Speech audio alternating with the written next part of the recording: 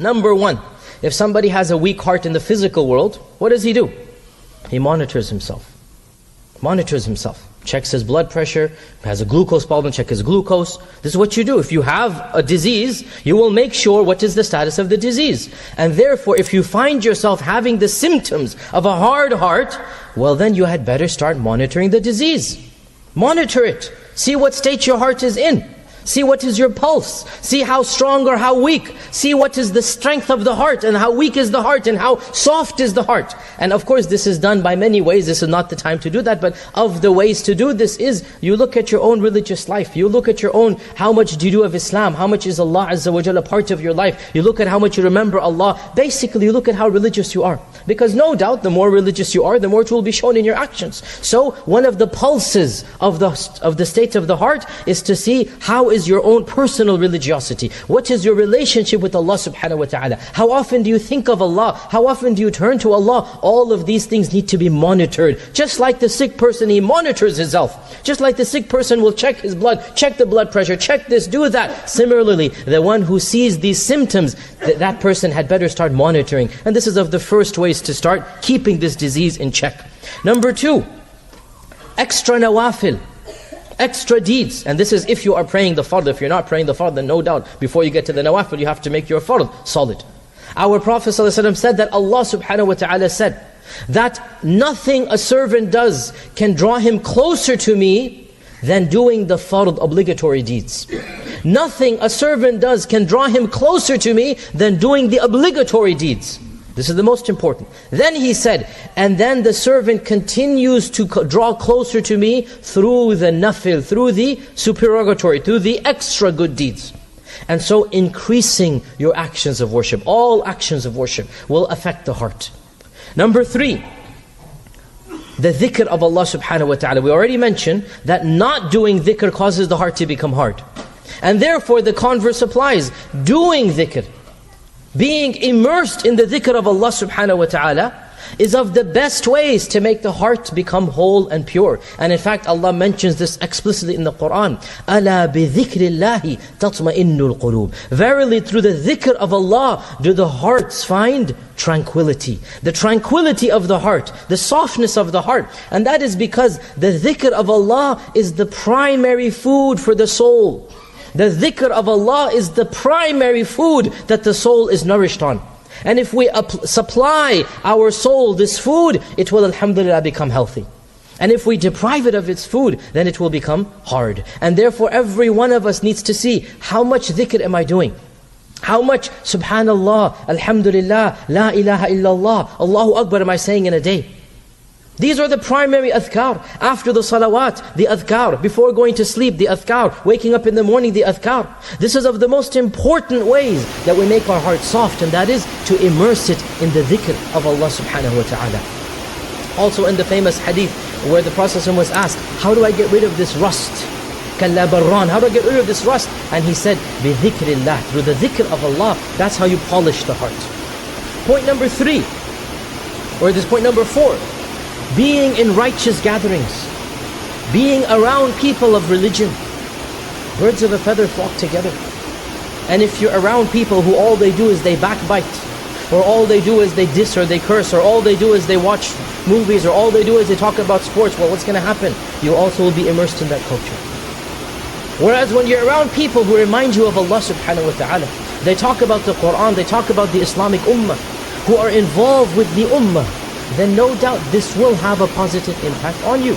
And this is the reality, as our Prophet ﷺ said, that the person follows the religion of his friends. So see who is your circle of friends.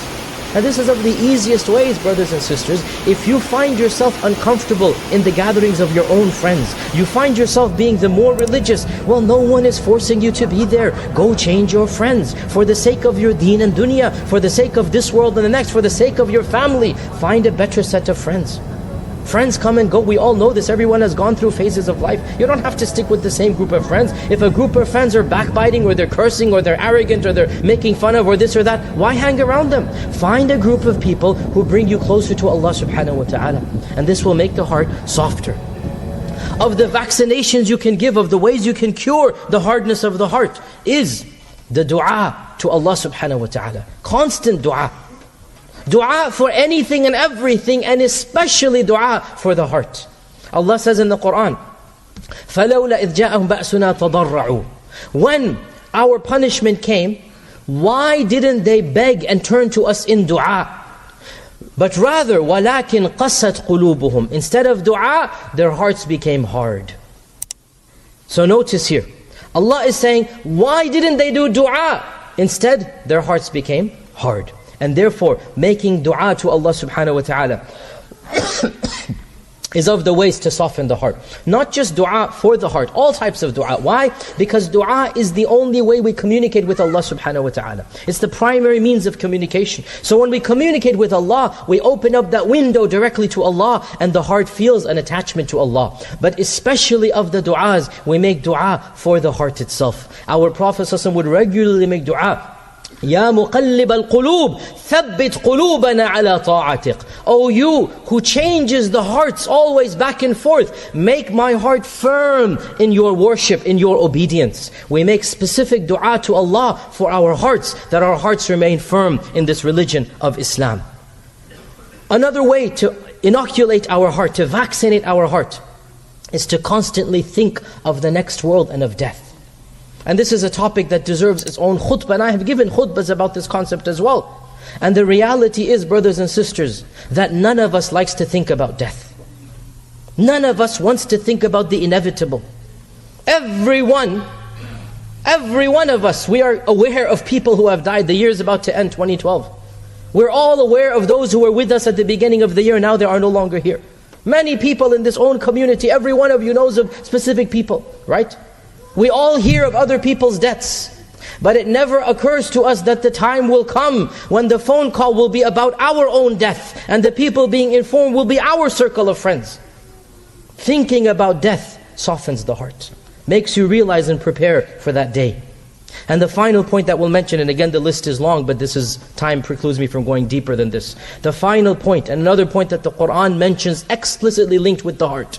The final point to make the heart soft is reciting the book of Allah subhanahu wa ta'ala, qira'atul Qur'an. Allah mentions in the Qur'an that of the characteristics of the believers is when the Qur'an is recited, their hearts ثُمَّ تَلِينُ قُلُوبُهُمْ. Their hearts become soft. Their hearts become soft, and they turn towards the remembrance of Allah subhanahu wa ta'ala. And therefore, reciting the Qur'an is of the greatest ways to soften the heart. Brothers and sisters, I advise myself and every one of you that we must have a certain portion of the day that we recite some Qur'an every single day. The Qur'an is the spiritual food, just like dhikr. The Qur'an is the greatest dhikr. In fact, one of the names of the Qur'an is dhikr. أَنزَلْنَا الذِّكْر. Allah calls the Qur'an al-dhikr. And we just said dhikr is the spirit of the food of the spirit. So what is the greatest food? It is the Qur'an. And therefore, of the greatest ways to soften the heart is to have a regular routine of reciting the Qur'an. Every single day, every single one of us, we need to recite, even if it is only 5 minutes a day, brothers and sisters. Even if it is only a few minutes a day, there has to be a daily relationship with the book of Allah subhanahu wa ta'ala in order for our heart to feel a little bit of that softness. Brothers and sisters in Islam, much more can be said. I have to mention one more point. I know the time is limited, but this is also an important point. Our Prophet directly linked it to a Bedouin came and he said, "O Messenger of Allah, my heart is very hard. How can I cure it?" What did our Prophet say? He said, if you wish for a soft heart, what should you do? He said, go feed the poor and wipe your head over the orphans. Go feed the poor and wipe your head over the orphans. One of the most easiest ways to soften the heart is to see what is happening to other Muslims, to be involved with musibas, with calamities.